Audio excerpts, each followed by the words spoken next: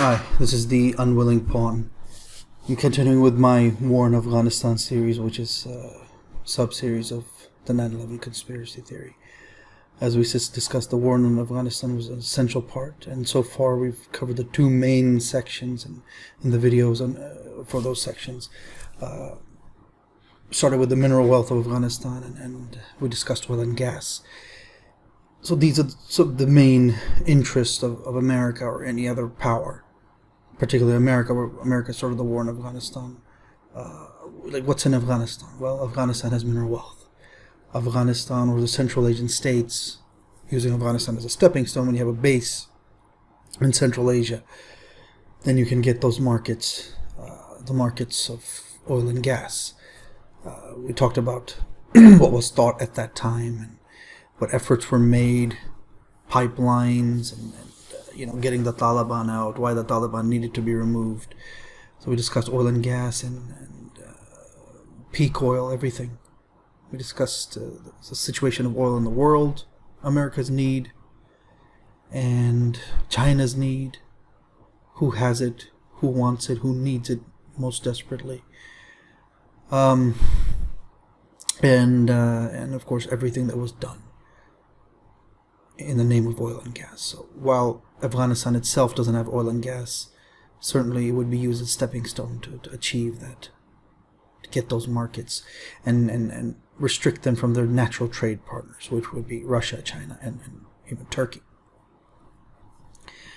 So in this one, we're going to talk about drugs. So one of the big main interests and very important for Afghanistan. Afghanistan is now one of the largest producer of heroin in the entire world. It used to be, I think, Burma, Myanmar prior to this, but now Afghanistan is, ever since the 80s, basically. And we're going to discuss this whole drug section. It's very important. CIA, Wall Street. I think we're going to get into the CIA, Wall Street stuff afterwards. I'm going to get the introduction of the black market, Afghanistan, heroin, that sort of thing. And then we'll get into that in the next video. So let's begin. Drugs, drugs, drugs. The black market and drug trafficking. Gross domestic product is the total monetary value of the finished goods and services produced within a country's borders in a specific time period. It can be calculated in one of three ways: adding up all the expenditures, or all incomes, or all production. The combined GDP of the entire world's economies is over $85 trillion annually. Then this is not something that's in dispute. It's not something that it was well known, it's understood. You can look at World Bank, International Monetary Fund, United Nations, other organizations who track this kind of thing. It's well known. You can just add up all the GDPs. These GDPs are well published because it's documented money, documented trade transactions. And the United States accounts for about 1/4 of this total. I think we discussed U.S.'s GDP. It's something close to 22 trillion. The black market is where now we're getting to black market. So we're talking about the white market, or the market that's documented, known, official, legal. And then we talk about the black market. The black market is where transactions are unrecorded, illegal, and usually considered immoral by the vast majority of people. This market includes piracy, counterfeiting, illegal drug trafficking. So we're not talking about pharmacy drugs or even drugs of any kind that are used for perhaps relaxation or others. So you can use a morphine or even perhaps marijuana, other drugs in a legal and perhaps moral, depending on who you ask, moral way. That is for medicinal purposes or even for relaxation or therapy. But then, of course, there's hard drug use, and that's not morphine anymore. Opium turns into heroin, and heroin is not used for relaxation or medicinal purposes. So this market includes piracy, counterfeiting, illegal drug trafficking, prostitution, human trafficking, just buying and selling slaves, whether it's child labor, women, whatever, buying slaves, biological organs, Most countries, I think, have tough restrictions on what you can buy and sell in terms of human organs. Tax evasion, bribery, corruption, money laundering, organized crime, and the list goes on. So everything that is unreported, unrecorded, illegal, and usually considered immoral by the vast majority of the people, it falls into the black market. There is a so-called gray market where, it may not be immoral, it may not be, I think is distinct from the gray market in which commodities are distributed through channels that, while legal, are unofficial, unauthorized, or unintended by the original manufacturer. And the white market in which trade is legal and official. So, bottom line is, black market is crystal clear that it's illegal, or whatever it is. And so tax evasion falls into that category. Tax evasion is something that a lot of people in the world do, whether it's lack of confidence in the government, whatever it is, or just straight up treachery, cheating. People at the top not having to pay any taxes at all. And you find out about all these Panama leaks and Pandora leaks and this leak and that leak, document financial leaks. That you find out where people, have been stashing money and they get the most benefits. Rich and powerful people in any given country get the most benefits and support from the police and the local government and everything else because they're big and powerful. Money is power. And they get all the benefits of the society, but they don't want to pay any taxes. And that's immoral. That's wrong. But tax evasion is not something that only the rich and elite do. People claim less on their taxes. So that falls into the black market, that money that you didn't report to the government, so that you wouldn't have to pay tax, or you pay less tax, or you fall in the lower bracket, whatever you did. All of that falls into tax evasion. Maybe minor for small people, but it still falls technically in the black market. Unreported, unrecorded, illegal, and usually considered immoral by the vast majority of people. Bribery, corruption, money laundering, organized crime, obviously. Now, I'll mention later. I'll discuss it in just a little bit. Let's get to it. According to Global Financial Integrity, GFI, a Washington, D.C. think tank, drug trafficking has the second largest share in the global black market, after counterfeiting and pirated goods. Now, these are things that are recorded or seized. So we'll get to that in a second. So the value of the global drug trafficking racket is reported at $500 billion. Combined, these two types of black money account for the lion's share of the global black market, which is itself reportedly valued at around $2 trillion annually. But I want you to remember this figure because that's what's reported, and you'll see this figure in some form. Maybe you'll see 1.8, 1 million, 1.9 million, 2.1 million, trillion, 2.1 trillion. You get different figures that are close. So while I use the GFI as a source, you will find roughly the same estimates coming out of the United Nations, reports, U.S. Department of Justice, or any other good think tank or similar international organization or watchdog. The reported figures of the global black market are not in dispute, just different calculations and sources. And the difference is not, it's not only based on sources, it's also based on what you include. So I meant a full list of the markets or the type of markets that are part of the global black market, piracy, counterfeiting, whatever.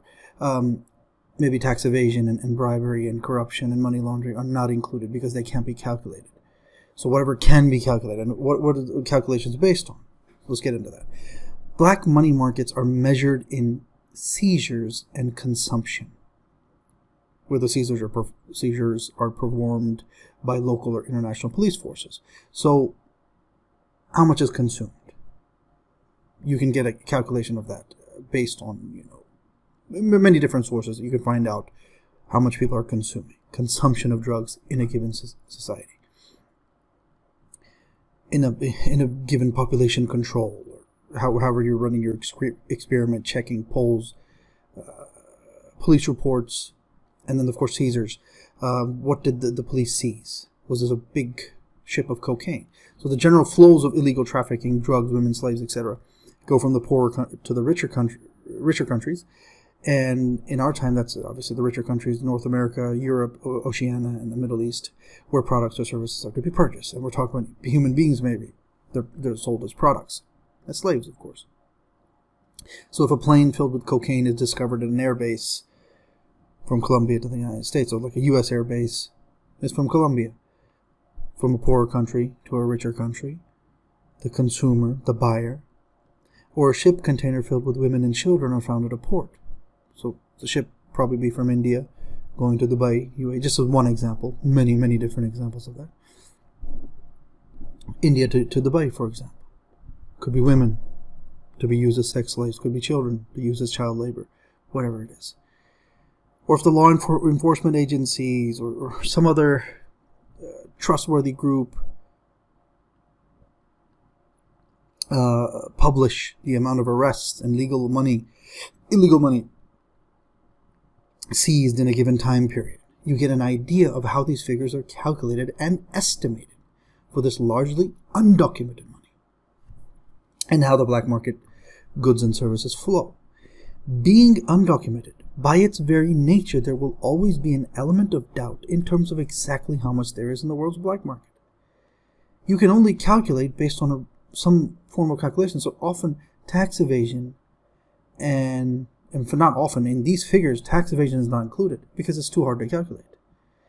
And it's just recently you have the awareness about the rich and the powerful who are not paying taxes. So, and people trying to avoid taxes at every level. So all of the tax evasion that's done in the world, it all falls in the black market. Tax that's due. So if you're not reporting your income to your local government, IRS, whatever it is, federal board,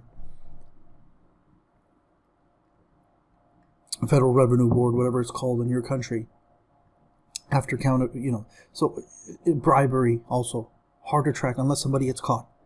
You hear about some firm taking bribes to get contracts in some country.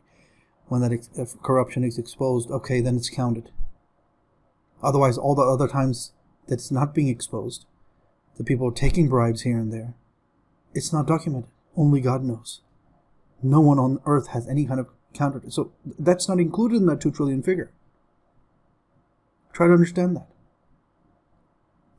So while the reported figures I have shared put the value at around 2 trillion, and you're going to see that figure again and again, regardless of which source you come across when you talk about the global black market, it is higher. You better believe it's higher. It can't be lower. For a given city, just as an example, for a given city within a specific time period, if 200 rapes are reported to the local police, this does not mean that only 200 rapes occurred in that city. It only means that 200 were reported.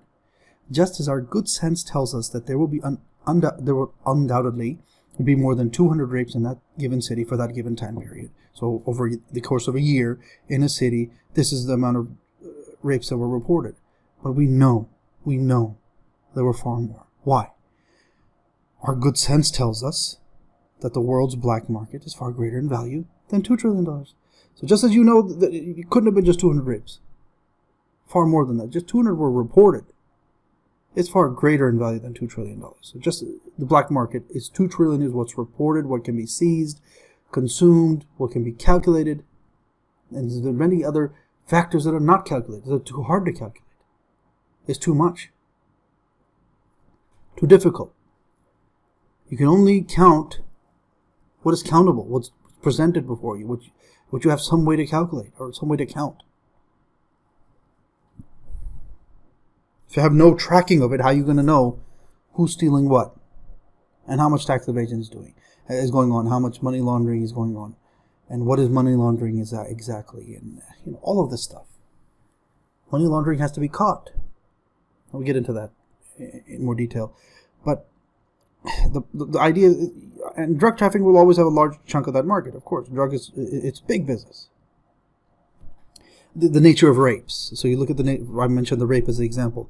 The nature of rapes. The reason why you know that there's going to be more than 200, or the amount of reported rapes in a given city for that time period, is what we've studied, what people know about rapes, is typically it's done by someone the woman knows.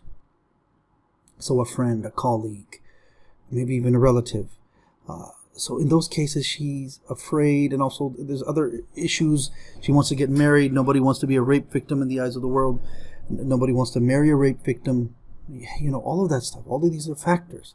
And maybe that's why many women commit suicide. Others do other things. It's shame on the family. It's a lot of factors why rapes are not reported. So why, the nature of the crime.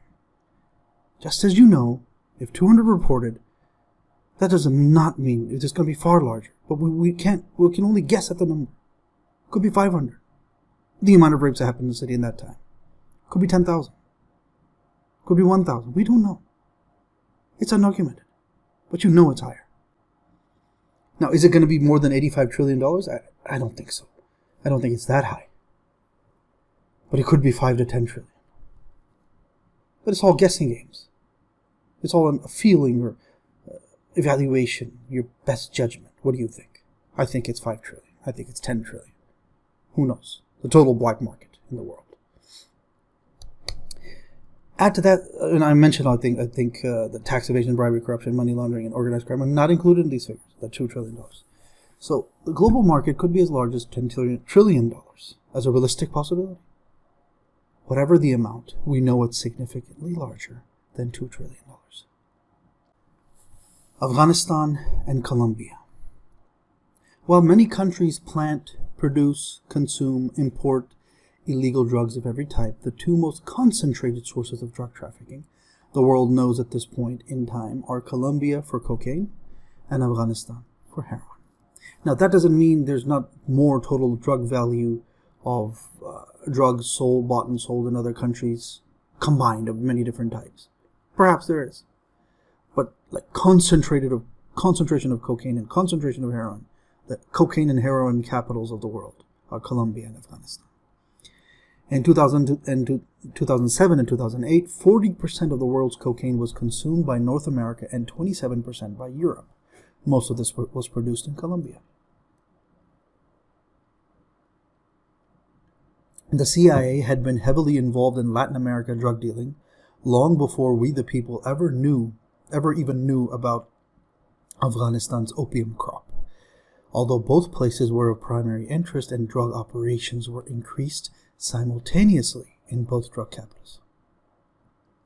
Afghanistan supplies about 70% of the world's heroin, and roughly 40% of that product is consumed in America alone. Where there is agricultural land. Now, Afghanistan, you can see the picture here. I showed this earlier when I talked about Afghanistan, Central Asian states and landscape.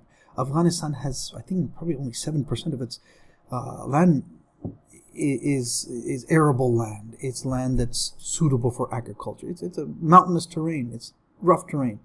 And in that kind of terrain, it's not good for agriculture. It's not an agricultural country, although that's all that really makes money off of, herding and agriculture. But that just means because there's no other industries. There's not much in Afghanistan. It's only $20 billion economy. Should be much higher. Certainly there are enough people that demand that, but there's no economy besides the herding and the agriculture. Agriculture and herding and that sort of thing, horticulture, it's all that's there. But in terms of land that's suitable for planting wheat or opium or anything, so small percent of the country, and it's located mostly in the southwest of the country, as you can see from the map, from the picture that I've shared here. Afghanistan's where there is agricultural land, Afghanistan's climate is good for opium planting or wheat or other food as well. Now, I'm not an expert of agriculture. I don't have a degree in that, so I don't know all the ways what you can plant. See, we're living in modern times now, and in the past, where this country or that country was capable or not capable, maybe you get olives only from the Middle East and the Mediterranean countries, but now you can get olives from other places because it can grow in other countries. It just they didn't have access to it earlier, and once it was imported to their countries, then they learned how to plant those trees, and their climate at least supported them. And you can even industrialize the whole process, and with all the improvement in technology, in modern times, you can plant a lot more in your country using the natural land and the natural climate. But the climate is a big restriction. So it's not like you can go in the desert and plant stuff. It's too expensive to keep supplying the water. And of course, the climate's too rough, the heat, everything. It's not suitable for many things. The only thing that grows there are the date palms. So obviously climate matters. And Afghanistan has limited agricultural land to begin with, but it's suitable for opium planting. But it's just, I want to point out that it could be used for wheat as well. Bread. About 12% of the weight of an opium poppy seed is filled with sticky yellowish residue latex that is taken from within the seed by tearing it, from which morphine is extracted, which is then converted to heroin.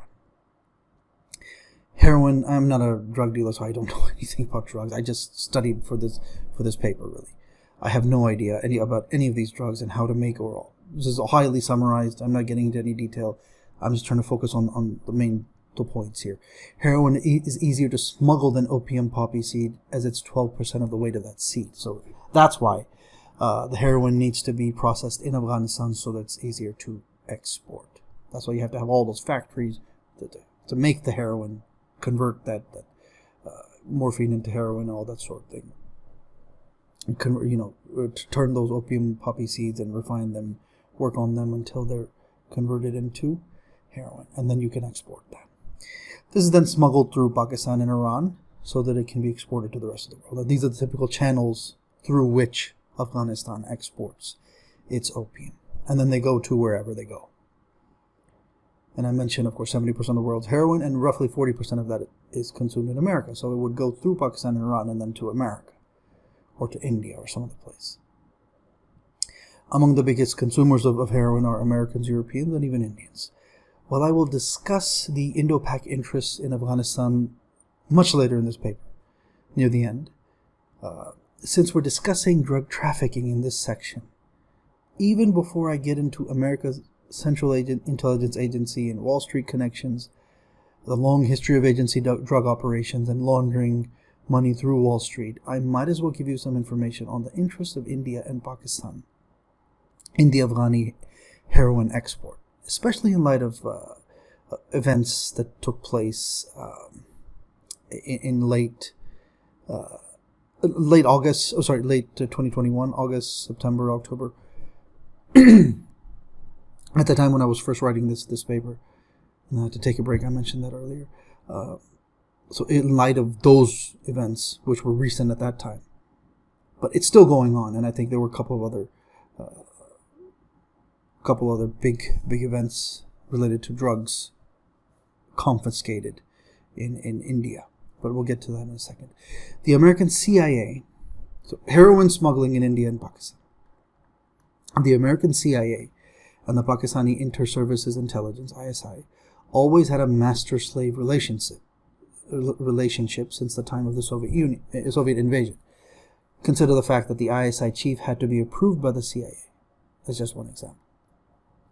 Not only did the ISI learn from Big Brother about modern warfare and technology, it also had an important stake in the heroin trade set up by the CIA and Osama bin Laden back in the 1980s. Now, I'm going to justify that statement eventually. I made the statement that CIA and Osama bin Laden are the ones who set up the drug trade. Okay, I know. I haven't justified it yet. We're going to get into this. That's what the whole second half of this drugs part of this section is. This paper is about.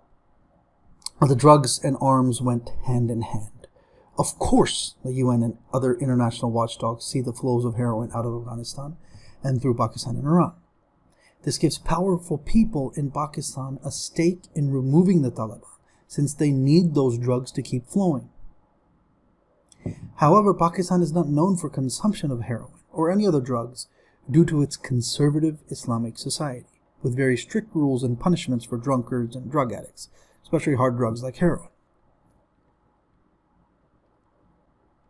India, on the other hand, is more liberal about this and is known the world over as a place that hosts easy and affordable access to drugs and prostitution. Anyone who doesn't like that statement because they're too pro-India, you need to wake up. Okay, get real. Come into the world. You don't like that statement. Okay, That's fine. Just because you don't like it doesn't mean it's not true. Gautam Shantilal Adani is a developer and administrator of Indian ports, and he is the second richest person in Asia, behind only Mukesh Ambani, who himself has recently joined the $100 billion club.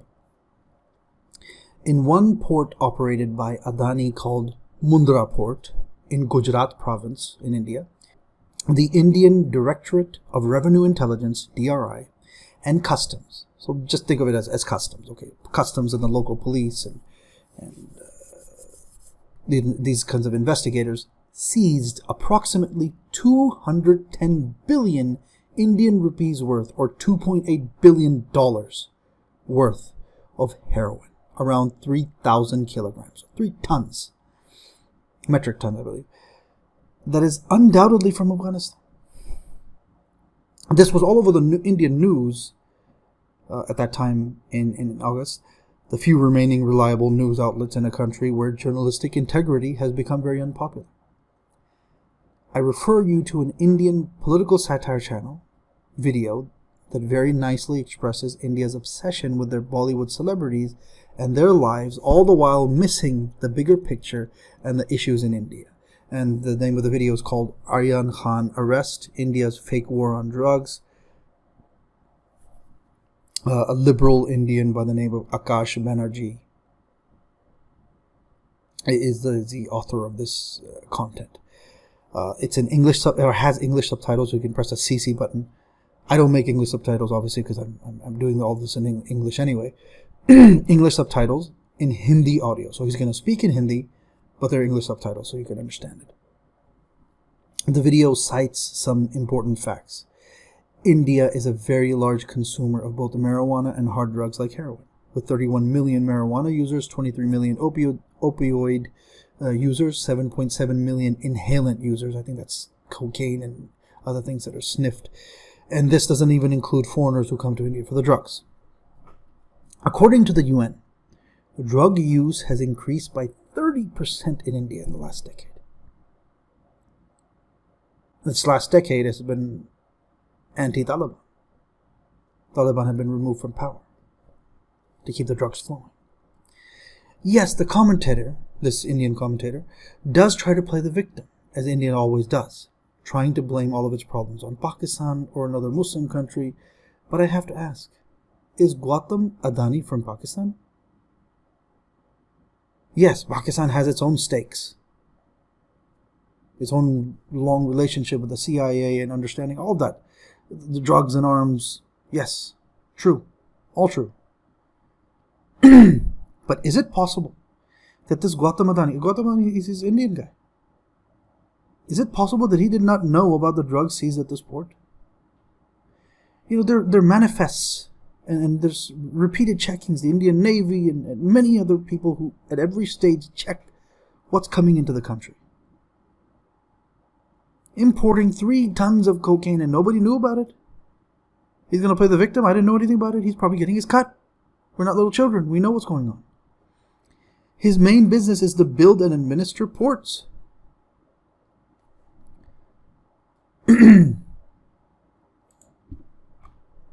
Are these the only drugs he has ever seen or known about trafficked through one of his ports? As for his $80 billion plus net worth, of course, that won't include any royalties he would receive for facilitating the drug trade in India. Obviously, that's going to fall into undocumented. It's going to be corruption. It's going to be bribe. There's going to be a little feast, a little thank you feast for allowing us to traffic drugs in your port. Thank you, sir. Thank you, Mr. Adani, sir. That money he's going to get, that's not included in the Forbes India. It's not going to publish that. That's going to be stashed in an offshore account. Whatever his actual role is. That money will, of course, be laundered or stashed in offshore accounts. Who's making the money here? A Pakistani or the Indian drug dealers? And the second richest man in Asia? Is Adani not a big contributor to the Modi campaign? Narendra Modi is the Prime Minister of India and a member of the BJP party. all these Hindu nationalists supporting each other, these big powerful businessmen. He's a big supporter of the Modi campaign and a supporter of the BJP. Why hasn't he been arrested or even investigated? What the video discusses, what this Indian guy will discuss, is all the focus on some Bollywood celebrity who went to a party and had some marijuana, which I think they call it ganja in India. Whatever. He had some marijuana. He smoked some pot. While 3,000 kilograms of heroin is being trafficked into the country. And I think there are a few more confiscations and seizures of more drugs, more heroin. Again, from Afghanistan.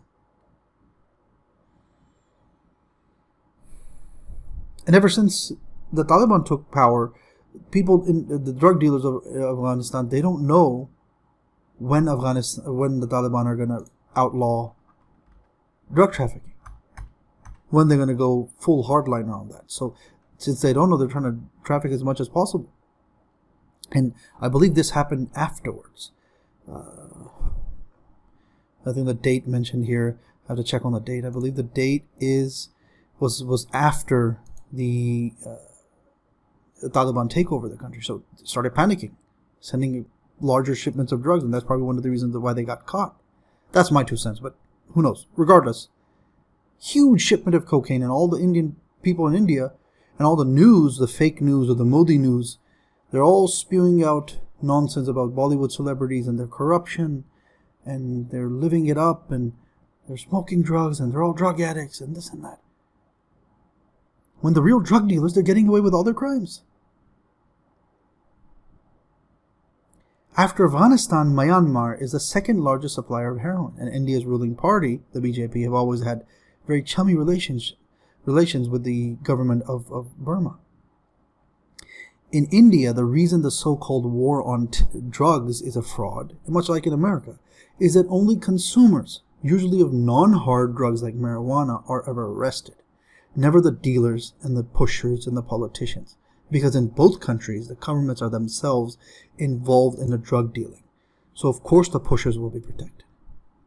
We see a glimpse of the huge stakes that India had in the heroin trade of Afghanistan and the removal of the Taliban. But it was not India who established this trade. That credit goes to the CIA.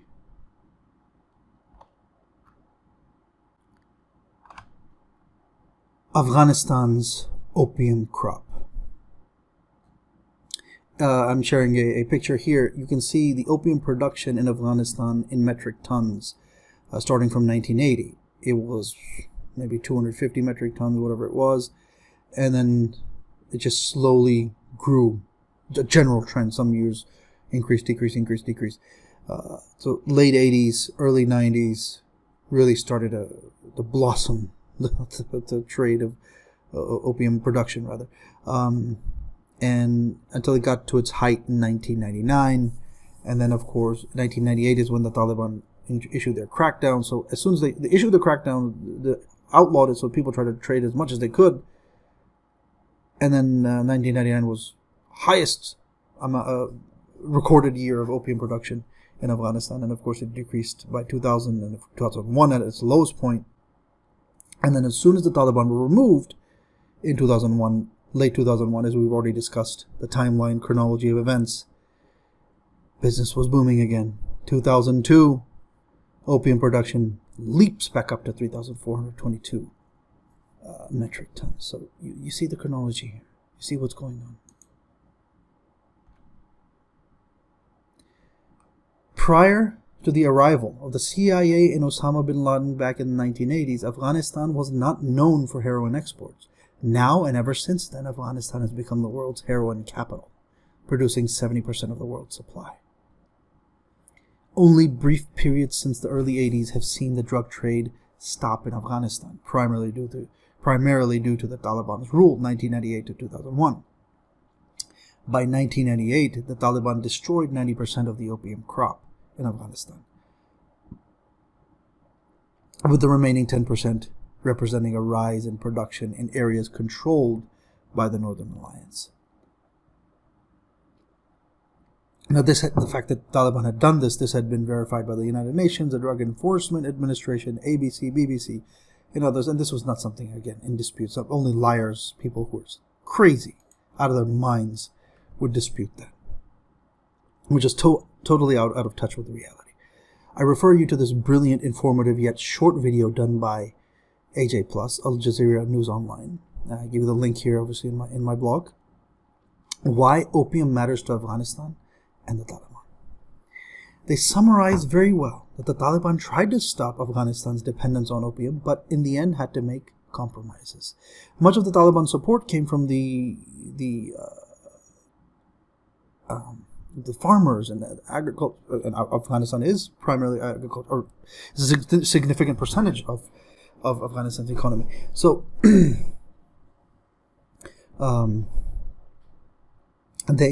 they had to make compromises because their support came from the rural areas. If they outlaw all of their main business, so they're going to lose the support, and that's exactly what happened.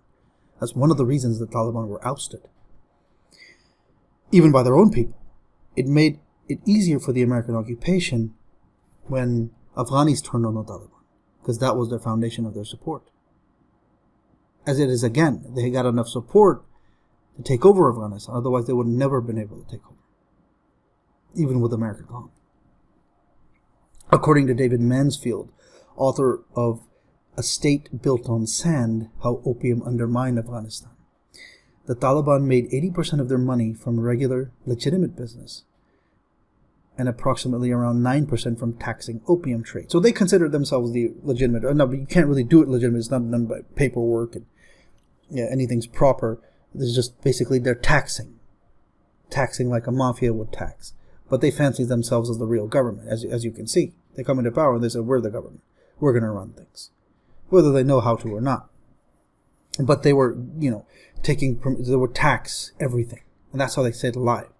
Now, a lot of people say, no, they only taxed the opium. They survived on the opium trade. No. I think 7% of Afghanistan's GDP comes from opium trade. While you're being taught the Taliban's money, no, they taxed all of the trade in Afghanistan. And that's how they survived.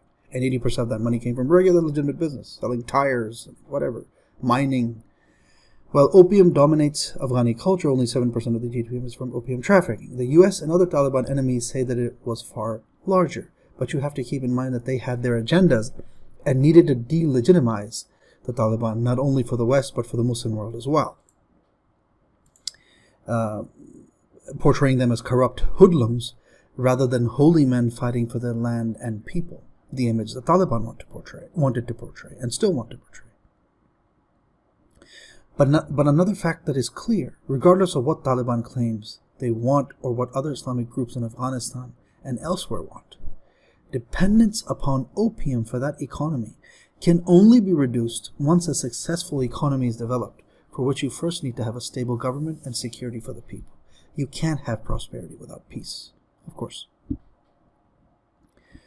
The Northern Alliance is comprised primarily of Uzbeki, Tajiki, and Hazara ethnic groups. I showed you the ethnic group picture before. Here it is again. While the Taliban is comprised mostly of Pashtun ethnic background. But loyalties of the Afghani people are more complex than that. They're not based primarily on or only on ethnic background. That's a big factor.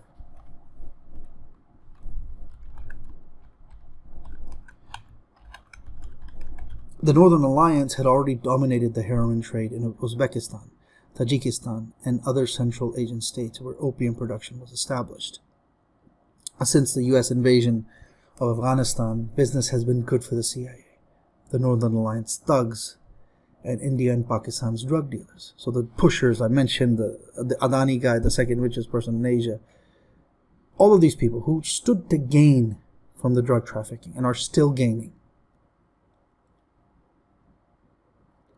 But this starves the people of Afghanistan out, since they are being forced to plant opium instead of wheat and other food. Forced or incentivized, seduced, corrupted, call it what you want. One might think that they could trade the heroin for food, as there was a lot more money in selling opium than wheat. But the CIA and other drug lords are the ones that benefit from the drug trade, and they don't care if Afghanis eat or not. The Afghani farmers working under Americans and Northern Alliance were treated like slaves before and throughout America's failed occupation. So the landowner, the big shot, he would be making money along with his American partners and all the people who were involved, who had poppy fields, opium poppy fields. Some of the big generals in America, we'll discuss later. We'll give proof to it as well. Proof for it, claims made by Americans, own American captains and generals, people who were there, who lived in Afghanistan, worked in Afghanistan, operated in Afghanistan. They can give testimony to the fact that they knew the big generals. They had fields. They had opium poppy fields. They were themselves big drug lords in Afghanistan. Some very famous generals whose names you've heard many times on television. I'm showing you a picture now here of estimated earnings from annual crop yields. So do incentivize to sell the opium poppy. Well, it's three times more the estimated earnings, annual earnings for the farmers. So once they got hooked on the opium in terms of the money, the more money, the landowners, the big shots, they benefited and they stood to gain. The people were treated like slaves. You had the American occupation and invasion. They weren't treated very well. They weren't treated like human beings. Nobody cared what happened to them. But the big shots, they made tons and tons of money. And the problem is, for the little people, is because your country is using up all of its agricultural land for opium, there's none for wheat. So what are you going to have to do? Your people still have to eat bread. Where are they going to get the wheat for that? It has to be imported, which will make bread expensive for the little people. They don't own opium poppy fields. They don't own any field. They just work on them like slaves. It makes their bread expensive, makes their food expensive, because everything has to be imported. Because you waste all of your agricultural land on damn opium. It only benefits the scumbags, while the little guy loses everything. The regular, good, honest, hard-working people who don't sell drugs, who are not drug dealers because it's against their morals and principles and their religion, and because they're not big shots and they're not big money men, they lose everything. They live like garbage. They live like trash. They barely eat. They starve.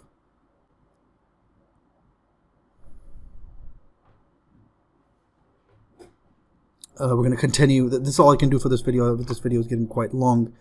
I'm going to get into the CIA and drug trafficking also, and I justify all those statements that I made about the CIA being behind all the drug trafficking in Afghanistan. That's it for this video. This is just part 1 of this drug. Then we'll have part 2, second part, that will get into the CIA, drug trafficking, Wall Street, the whole economy, U.S. economy that's based on drugs, drug trafficking. Justify everything in the next video. But that's all I can do. Just I'm trying to keep these videos as reasonable as possible. Just longer than your typical YouTube video. I understand that. But I focus on laying a proper foundation, giving you facts, make everything authentic as I can, and explain everything in detail so the matter is clear. That's the focus here. That's the goal. So hope you liked the video. Please like, share, subscribe. It helps in spreading the awareness, getting more viewers here, and spread it on your channels. Free to use the information. If you think I could, or I'm not using the information correctly, or have bad information, or whatever, give me a comment. Let me know. Let me know what I'm missing. How these documentaries and papers can be improved. I'm open to suggestions, of course. But please like, share, subscribe, and let me know you liked the video. Thank you. This is the Unwilling Pawn signing off.